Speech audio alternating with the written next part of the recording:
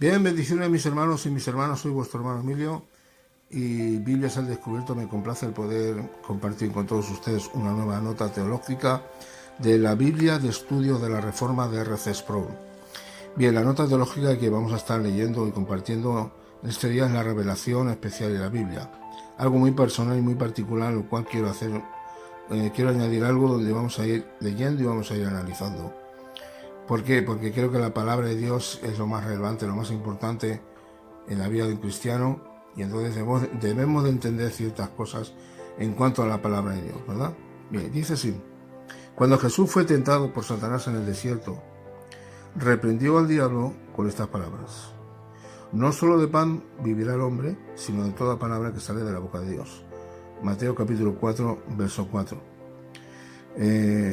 Ustedes saben que en el desierto fue llevado al desierto y que después de esos 40 días de ayuno Jesús fue tentado, y una de las tentaciones, de las tres tentaciones que tuvo Jesús fue esta, ¿verdad? Viendo su debilidad, vio a Satanás que estaba vulnerable y le tentó físicamente en la necesidad que tenía el Señor en ese momento, y era que sabía que tenía hambre. Entonces le dijo: si tú eres el Hijo de Dios, di que estas piedras se conviertan en pan, ¿verdad? Y el Señor le responde con la palabra de Dios, ¿verdad?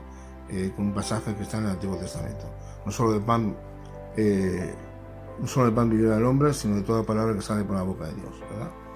Bien, pues así es como realmente el hombre debe dirigirse, un cristiano debe dirigirse por la palabra de Dios, no dejarse llevar por las tentaciones del enemigo, sino ser guiado siempre por el Espíritu Santo y la palabra de Dios siempre por delante, que es la que tiene que guiar. Es la brújula del cristiano, la brújula de un capitán que navega, ¿verdad? Y que le dirige. Nosotros, lo que nos tiene que dirigir nuestras vidas es, de algún modo, la palabra de Dios. Dice así: históricamente la Iglesia ha repetido la enseñanza de Jesús al afirmar que la Biblia es, y esto lo voy a leer en latín, esto está en latín escrito, la Iglesia ha repetido la enseñanza de Jesús al afirmar que la Biblia es la Vox Dei, en latín, que es la voz de Dios, o el Verbum Dei, la palabra de Dios. Ahora bien, llamar a la Biblia la palabra de Dios no es sugerir que fue escrita por la propia mano divina de Dios o que cayó del cielo en un paracaídas. Exactamente. Cuando llamamos a la Biblia la palabra de Dios, esto no significa que fue Dios mismo que la escribió con su propia mano, ¿no? O que cayó del cielo, ¿no? Sabemos que los 10 mandamientos fueron escritos con el dedo de Dios, pero los 10 mandamientos, no en sí todo lo que es toda la escritura, ¿verdad? La misma Biblia señala con claridad a sus muchos autores humanos. A lo largo de toda la palabra de Dios, de los 66 libros que conocemos como la Biblia protestante, ¿verdad? Entendemos que ha habido más de 40 autores que han sido los que han escrito cada libro de la Biblia, cada uno en una forma literaria distinta. En la Biblia hay muchos géneros literarios, hay profecía, hay libros históricos, hay libros escatológicos que hablan sobre los últimos tiempos apocalípticos, hay libros que te hablan, pues en el caso de cartas pastorales, hay poesía hebrea, hay oraciones, en fin, hay una diversidad de géneros literarios, ¿verdad? Que vamos a encontrar a lo largo siempre de la palabra de Dios. La misma Biblia señala con claridad a sus muchos autores humanos, y en un estudio cuidadoso de la escritura notamos que cada autor humano tenía su propio estilo literario, así es, su propio vocabulario, ¿verdad? Está claro que si hablamos de género literario, no es exactamente el mismo género literario, por ejemplo, que escribe, por ejemplo, el rey David, que escribió cerca de 73 salmos, que el mismo que escribió, por ejemplo, el Pentateuco, ¿verdad? O la Torá, que fue profeta de Moisés. Es muy distinto. Dese cuenta que el Génesis, en el principio de todo, consta de un total de 10 historias. Y luego, seguidamente, ¿verdad?, vemos todo el transcurso que Moisés escribe desde que digamos, el pueblo de Israel se establece en Egipto, y a partir de ahí, ¿verdad?, surge la nación de Israel, el pueblo hebreo, y de algún modo a partir de ahí, bueno, pues sabemos, ¿no?, toda la historia y cómo Moisés es escogido por la, ¿no?, por la hermana de Faraón, y bueno, y a partir de ahí, bueno, pues criado en Egipto, luego sale de Egipto, llega a la tierra de Madián, bueno, y cómo Dios usa a Moisés y lo usa como digamos que un libertador, ¿no?, un caudillo para el pueblo de Israel, donde los saca, ¿no?, de la esclavitud, ¿no?, donde se encontraba el pueblo de Israel. Bueno, no es el mismo género literario exactamente como que escribe Moisés, como que escribe, como hemos dicho, el rey David, como el que escribe, por ejemplo, el apóstol Pedro, ¿verdad?, o el apóstol Pablo, que son cartas, muchas de ellas son doctrinales, pero también escribe cartas pastorales. O sea, no es el mismo género literario. Entonces, en un estudio cuidadoso de la escritura, notamos que cada autor humano tenía su propio estilo literario, vocabulario, énfasis especial y enfoque en otros puntos similares, puesto que en la producción de la Biblia hubo esfuerzo humano. Aquí surge una pregunta, dice, ¿cómo puede ser considerada como la palabra de Dios? Muy buena pregunta. La Biblia es llamada la palabra de Dios, y escuche bien lo que pone aquí, debido a su propia afirmación, creída por la Iglesia, que los escritores humanos no solo escribieron sus propias opiniones, sino que sus palabras fueron inspiradas por Dios. El apóstol Pablo escribe, toda escritura es inspirada por Dios, 2 Timoteo capítulo 3, verso 16, y cuando decimos que la Biblia es inspirada por Dios, que es una traducción de la palabra griega que significa respirado por Dios, Dios respiró la Biblia. Y al igual que nosotros exhalamos el aire de nuestras bocas cuando hablamos, así finalmente en las escrituras es Dios hablando. Amén. O sea, la palabra de Dios es inspirada por Dios, 2 Timoteo 3:16, porque es la palabra de Dios, es Dios mismo hablando. O sea, cuando los autores, tanto los profetas del Antiguo Pacto como los apóstoles, ellos fueron inspirados. Inspirar significa, es como vas al médico y te dice el médico, coge aire, ¿no? Entonces llenas tus pulmones de aire. Entonces ellos inspiraron el aliento divino, ¿verdad? La palabra de Dios directa, ellos fueron llenados de la palabra de Dios, y ellos lo único que tuvieron que hacer es escribirlo. Entonces todo lo que escribieron los profetas del Antiguo Pacto como los apóstoles era la palabra de Dios revelada al hombre.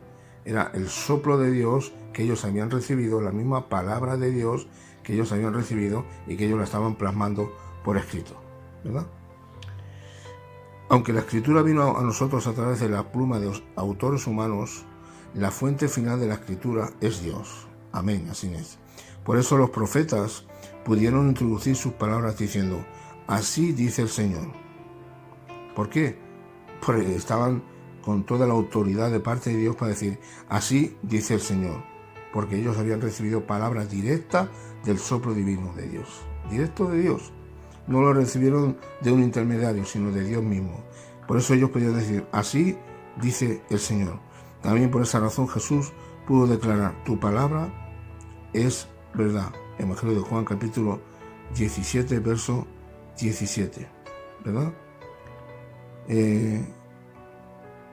Y la escritura no se puede violar, como dice en Juan capítulo 10, verso 35. La palabra de Dios es inviolable, no se puede violar. Entonces, tenemos esta palabra de Dios que es inerrante y que es así, ¿verdad? La palabra inspiración también llama la atención acerca del proceso por el cual el Espíritu Santo supervisó la producción de la escritura. Amén. Él fue el que se encargó de supervisar toda la palabra para que estuviera correcta. El Espíritu Santo fue el que guió a los autores humanos para que sus palabras no fueran nada menos que la palabra de Dios. Amén. No se conoce cómo Dios supervisó a los escritos originales de la Biblia. Eso no se sabe de qué manera lo supervisó. a los escritos, ¿verdad?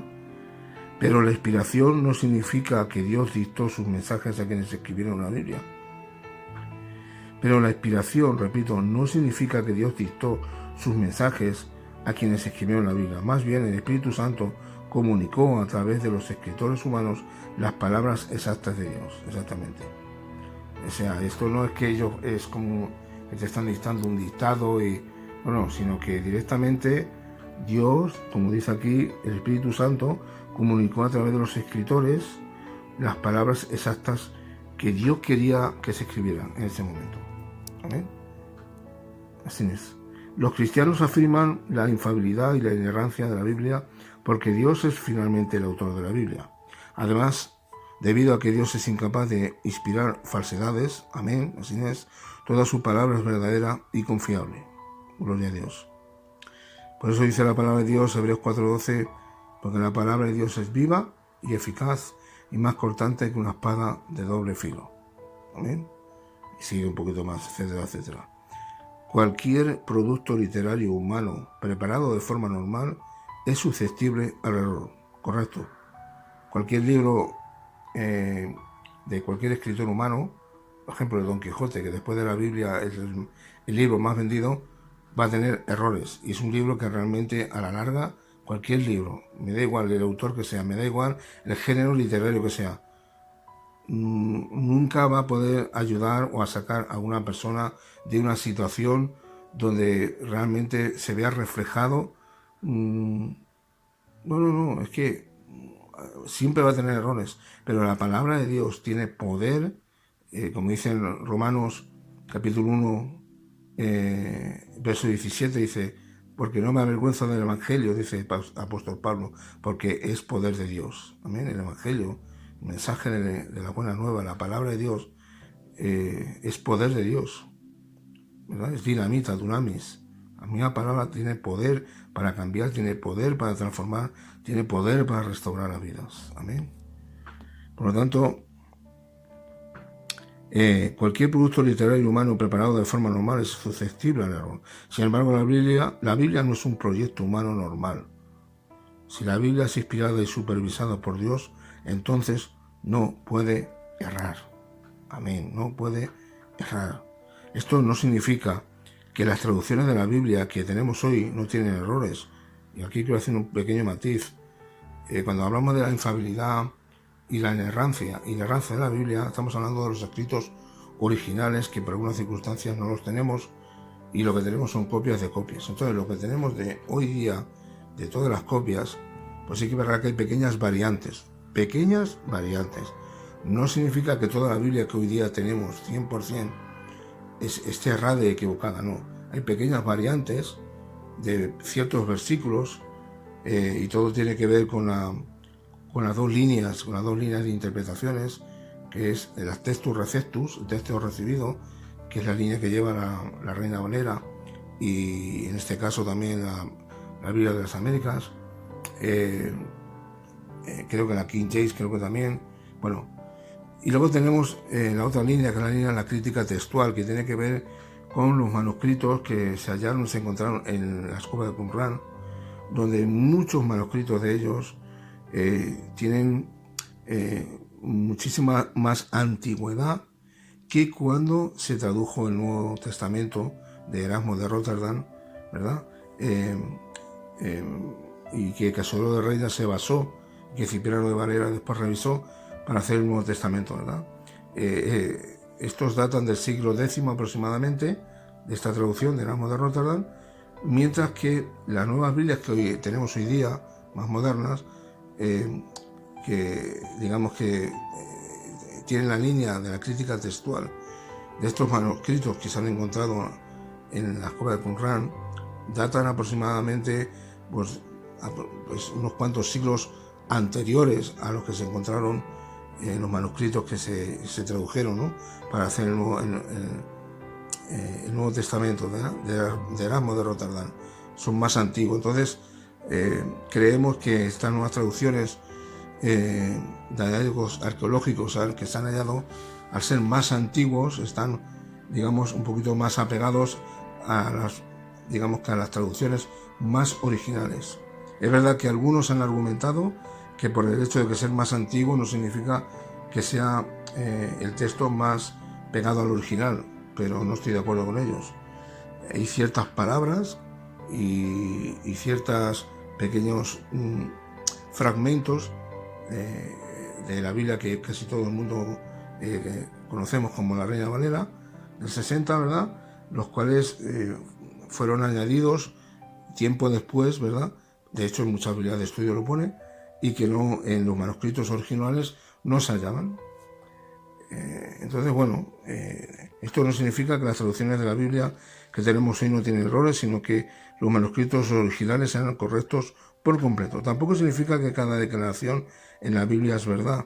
El escritor de Eclesiastés, por ejemplo, declara que no hay actividad, ni propósito, ni conocimiento, ni sabiduría en el Seol, en la tumba, a donde vas, Eclesiastés 9:10.